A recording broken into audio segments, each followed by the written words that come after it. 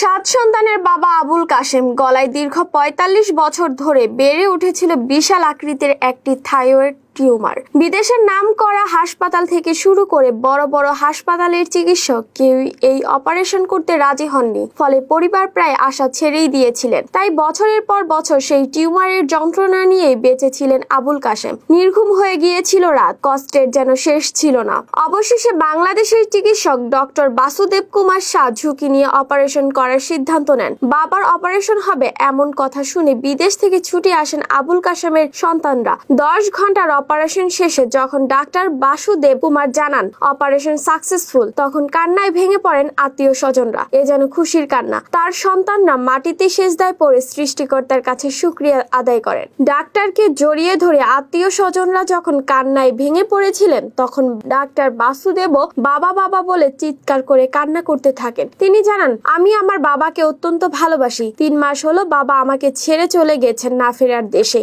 একটা বারের জন্য বাবাকে ভুলতে পারিনি। অপারেশন করার সময় মনে হচ্ছিল বাবা ওপর থেকে আমার অপারেশন করা দেখছিল। বিশেষজ্ঞ টিমের সহায়তায় দীর্ঘ সময় ধরে টিউমার অপারেশন সম্পূর্ণ করেন ডক্টর বাসুদেব কুমার। বর্তমানে আবুল কাশেম সুস্থ আছেন এবং নতুন জীবনের স্বাদ পাচ্ছেন। এই ঘটনা প্রমাণ করে দিল বাংলাদেশের চিকিৎসকরাও বড় বড় সাফল্য অর্জন করতে পারেন। অপারেশনের পর আবুল কাশেম বলেন, দীর্ঘ ৪৫ বছর ধরে আমি এই যন্ত্রণায় ভুগছিলাম। আল্লাহর অশেষ রহমতে এবং চিকিৎসক ও স্বজনদের ভরসায় আমি আমার নতুন জীবন ফিরে পেলাম।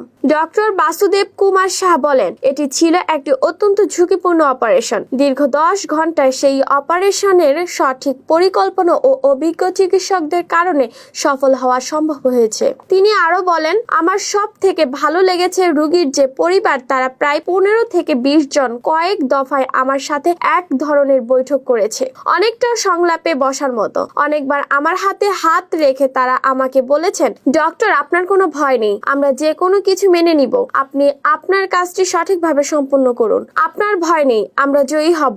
আমার বাবা যথেষ্ট ভালো একজন মানুষ, তার জন্য সকলেই দোয়া করছেন এবং তাদের এই কথাগুলোই আমাকে মারাত্মকভাবে অনুপ্রেরণা যোগায়। আমার মুক্ত করছেন আল্লাহ। যদি আপনারা আমি নামাজ ফিরাম না, আচ্ছা ঠিক আছে আমি নামাজ ফিরা দোয়া করাম আপনার লেগে। আমি একদম মরণ আছিল। আমি যে কষ্ট পাইছি, একটু পানি খাইতাম পারছি না, ভাত খাইতাম পারছি না, কত কষ্টে আমি দিন কাটাইছি। কেউর বাড়িতে কোথাও গেছি না, আত্মীয় স্বজনের বাড়িতে। আমার পিতা নেই, আমি আমার বাবাকে হারিয়েছি 3 মাস হলো। যতবার আমি তার দিকে তাকিয়েছি মনে হচ্ছিল যে আমি আমার বাবাকেই দেখছি। এখান থেকেই আমার অনুপ্রেরণা কাজ করে এবং আমি অপারেশনটি সঠিকভাবে সম্পূর্ণ করতে পারি। সুপ্রিয় দর্শক, আজকে এই পর্যন্তই। এতক্ষণ সঙ্গে থাকার জন্য ধন্যবাদ।